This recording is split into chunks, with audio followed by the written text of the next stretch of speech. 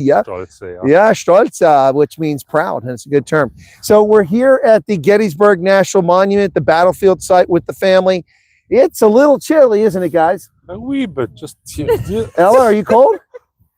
Are you even in there? I can't even see you. She's got a gaiter cover your face. Now you're really going to think the child is AI. But we're here. So, Vea, what did you like about the battlefield? Was it interesting? Yes. It was. Good, awesome, and huge, and there were many things, and I like it. It was very good. No, wow, there's a ringing endorsement. I love it. Okay. And what else did you see? I see army things and platoons and cannons. Cannons. Cannons. Yeah, and monuments. Lots of Lots of Yeah, lots of, boy, a lot of monuments. They're everywhere, aren't they? Yep. Yeah, But it's awesome. yeah. And it's still all here. Yeah. Yeah, well, it Damaged. hasn't been damaged, defaced, stolen, Yeah. ripped down. Yeah. Yeah. No, it's amazing. So we're at the spot of the battlefield where Pickett's charge occurred, and just behind the family here is where you can see a monument there. You don't have to move. It's where's it at? Here's my finger at. There it is, right there. So there's the monument right there.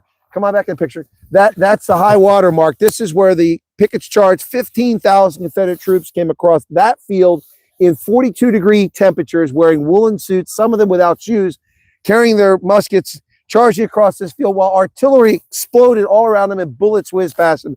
It took insanity or courage beyond belief to do that, only to reach this point in the center of the Union Army, which stretched that way into Gettysburg and this way behind me back to Little Round Top and Round Top, the center of the Union Army.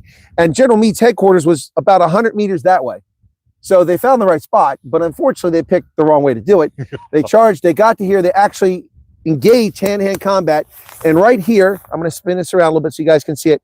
See those cannon right there?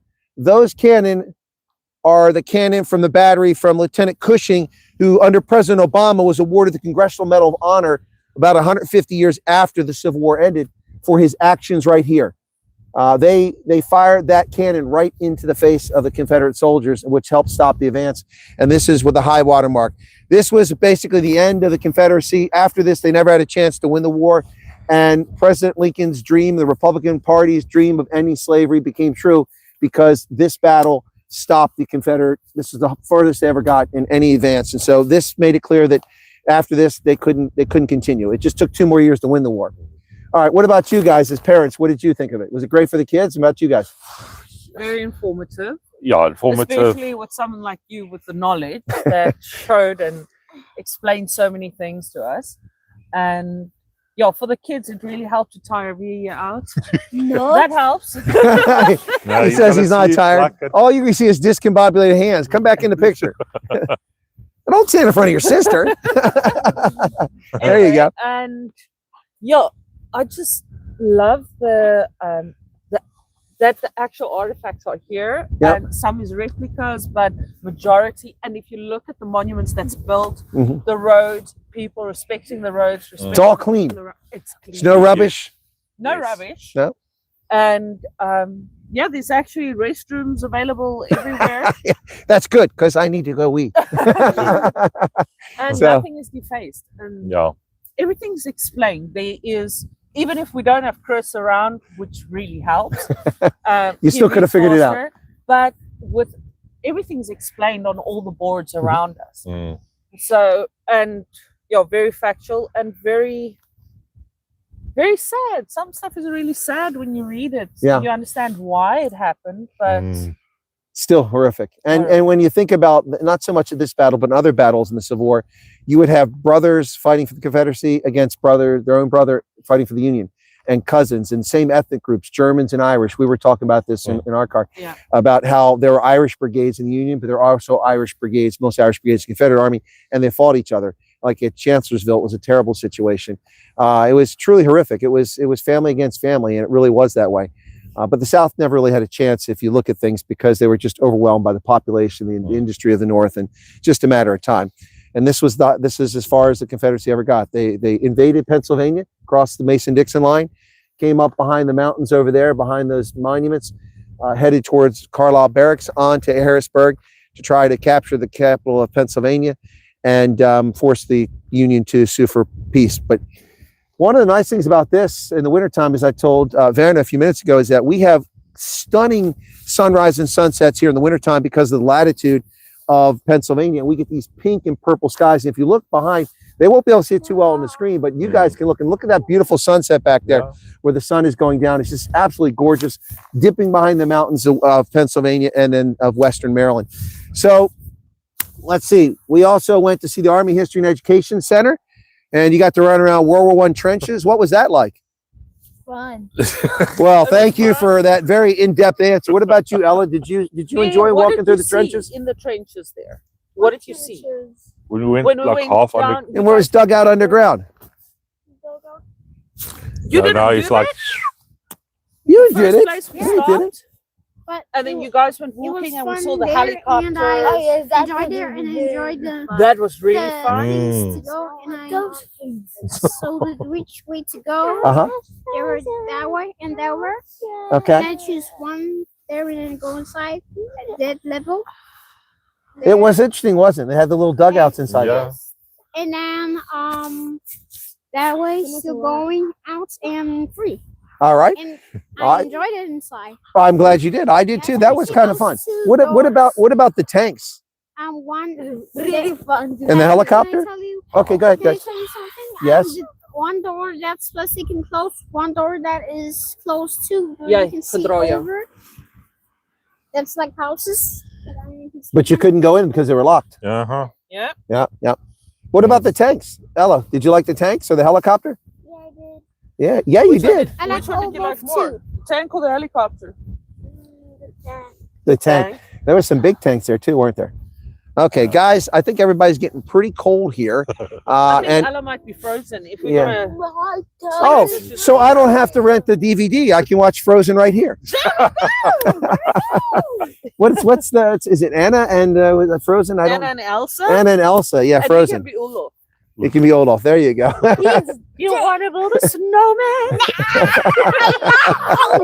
We don't But- have to. Ella is the snowman. She's frozen. But guys, we just wanted to give a final farewell to the Stolze family here, to the audience out there. There's over 60 people watching right now. And bear in mind that it's 11 p.m. plus in South Africa, which is where much of the audience is. So thanks for tuning in. And I'll just give the parents a chance to say anything they like to folks about anything they want, because we're going to part company here shortly. They've got to drive further south, get to the hotel for the evening. Hopefully, this won't be tired by then. You'll see it by then. And no questions. Yeah, and then Yeah. get something to eat and enjoy their dinner. But I'm going to turn it over to you guys. Werner, why don't you go first? Anything you want to share, folks? I mean, about the experience coming up here, about being American, anything you want. So I'll turn it over to you guys, okay? Okay. Well, for me, is most important part for everybody who's listening and everybody in South Africa is please just be patient. The wheels are turning, and listen to Chris. He hasn't been wrong once, and just never doubt him. And time will you will come to America. It's worth it. Your kids are safe. You've got a future here. There's lots of work. There's freedom. You can at night. Your kids can go out on their bicycle or go and have a walk around. You don't have to stress if you're in a shopping center. You still look a bit, but you haven't got that stress anymore.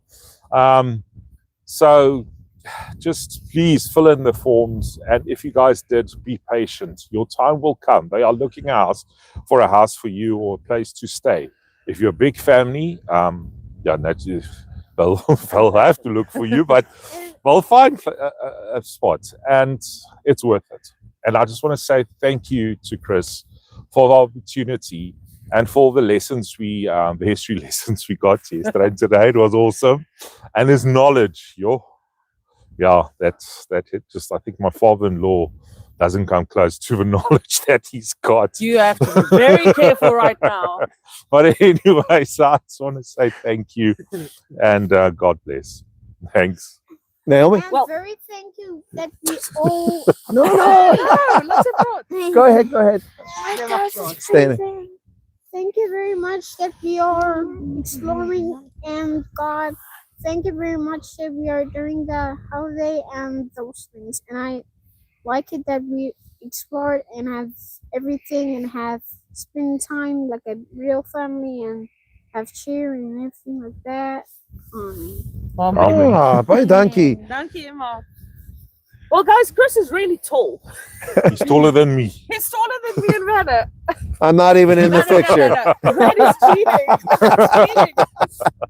So Chris is really tall. I didn't expect that part, but I think the main thing is that what I really picked up is Chris is actually very neutral. He's factual, and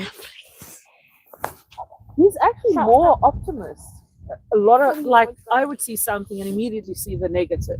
Saw someone being pulled over, and then Chris immediately went to the facts. Well, don't judge right now. He's not necessarily being arrested.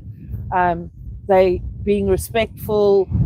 It's a respectful discussion, and I think that's the important thing of honest feedback. And Yeah, let me elaborate on that real quickly. Yeah. So what happened is a Pennsylvania trooper adjacent to the Army History Center came flying down the road almost like a blue light brigade, wasn't it? Yeah. Came Very flying down the road, fast. and we were walking through the Something military like that. park, and then what happened is we saw them up there, and the police officer had a gentleman out. He's a black gentleman, was a white police officer, and the gentleman was talking to the police officer, was polite, respectful, but then the police officer at some point, after asking to see his vehicle, must have found something or had a concern, so he put him in handcuffs. But the gentleman didn't resist. He was polite, and that was so the police officer could check in and make sure it was safe for both of them, because you never know what happens. The police officer could get killed. So then another police officer came, and that's when I said that he may not be getting arrested, and the police officer simply doing it for his own safety and for the person's safety while he searches. Because if you leave someone unrestrained, you start searching the vehicle, they can reach around and grab your firearm, Yeah. and the police officer be killed. So the point was that person might not have been arrested. And so I guess what Naomi's trying to get at is that I don't jump to conclusions. Yeah, Okay. that's exactly Yeah. that. Not once during our trip did Chris just jump to conclusions. He checks, he brings up both sides and what the logical side is, but it's not his opinion. Yes, Chris has a lot of opinions as well, but that is important for what he does. But the main Yeah, the thing sharks suck. No. agree. Stormers. But yeah, what's important is that he does factual reporting on everything that we've experienced. And no matter what the rest of the people out there is saying, it's amazing to know that there's still honest reporting and factual reporting, and not just decide what I want to report. Everything's being reported. And he's tall. I Okay, just wanna say that all again. right, so here's the payment for that Yeah, ringing endorsement it's a there. bribe. Yeah, there I'm you from go. South Africa. Yeah, so we got a payoff. That's $10. Just so you see it there. I was not expecting that. Vander, get back in here. The kids are out here. So Look how tall he is. yeah, and I'm not even standing all the way up. Yeah. No, so it just I wasn't honestly expecting that. It's very kind of you. I just when you guys contacted me, it was out of the blue, and it was a phone number I didn't recognize, and I answered the phone, and that's always a dangerous situation. And then I hear a South African accent. I'm like, oh gosh, here we go. And I'm waiting for somebody to say, Colonel Wyatt, my case is the worst case. You got to help me. But it was a U.S. number. So anyway, so they said, hey, we'd like to do an interview. I'm like, okay.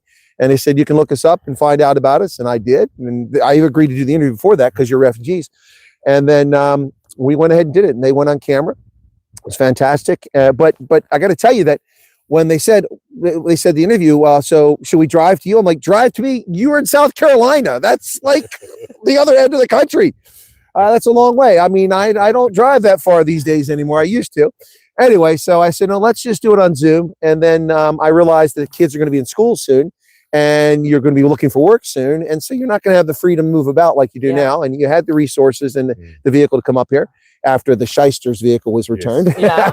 So I said, I'll pay for the night when you come up here. If you guys, if you know me, I'm tight. I'm a miser. I'm frugal. I don't spend money freely. So offering to pay for a night in a hotel, that's a big deal. That's a really big deal. I mean, if I buy you a Coke, that's a victory. Okay. Paying for a night in a hotel. Anyway, so And you paid for 2 rooms.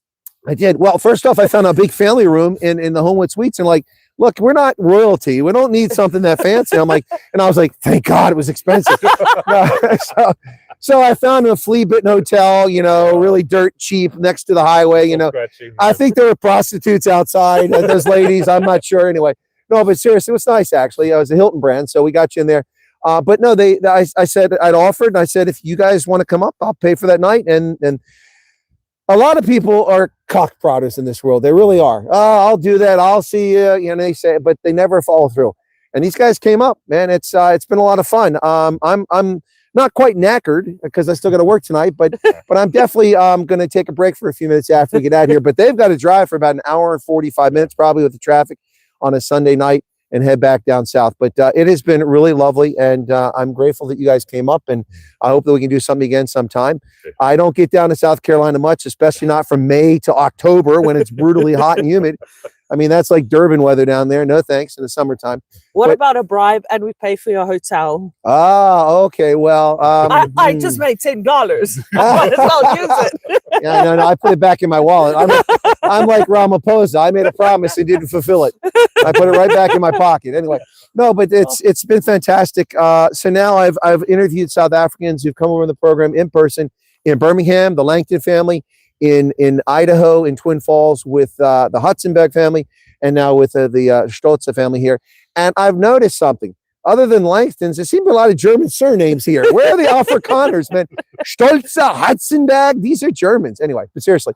So it's been interesting. And of course, we've interviewed lots of people over Zoom. We'll keep doing it. So guys, thanks a lot. Take care of yourselves. Thank you. Come on, I'm a hugger, man. Don't do that. Very good. So not break the microphone here. Come on, Naomi. Okay, there we go. All right. All right. Okay, guys, from Gettysburg National Battle Monument, this is Chris, Naomi, and Werner. We want to thank you, say God bless, and wish you all the very best, and be safe out there. And, you know, as we have a saying in here in America, don't take any wooden nickels, mostly because they won't work in the slot machines. They get stuck. All right. So you guys take care. Cheers. Bye-bye. Bye. All right. We're still live, so you can still